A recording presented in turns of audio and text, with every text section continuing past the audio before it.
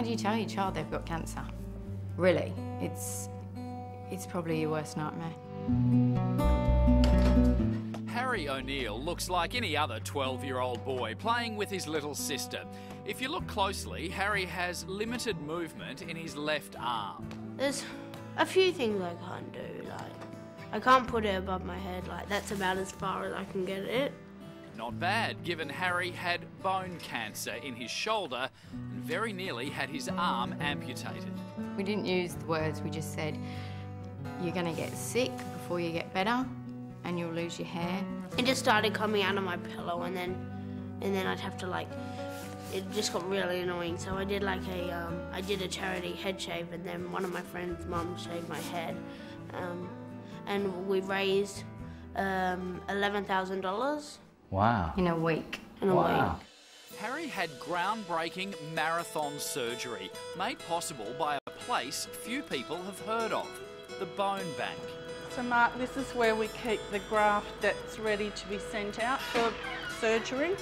Bone graft is stored here in huge freezers at -80°C. You've heard of organ donation. Well, bone and tissue donation can be just as vital.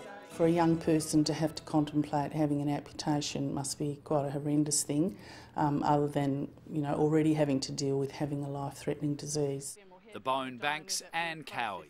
Most commonly, we retrieve the long bones from the leg and the tendons around the lower leg.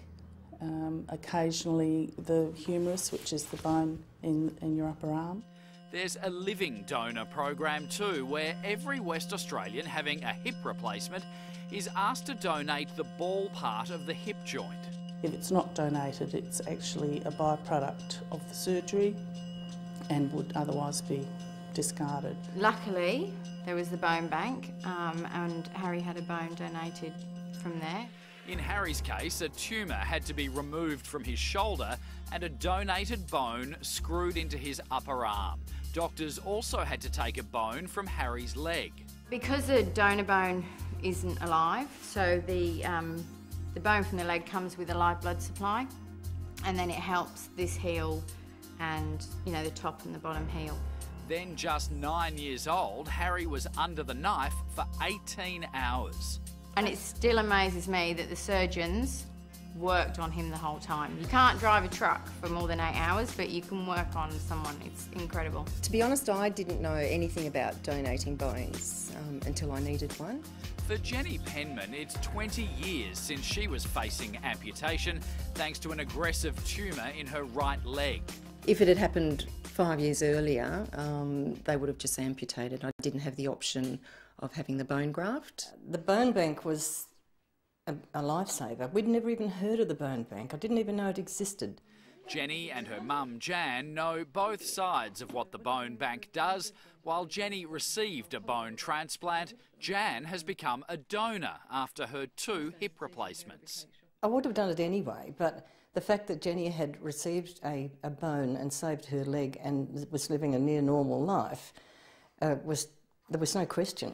Harry and Jenny lead healthy, active lives, just 2 of the 8,000 bone graft recipients.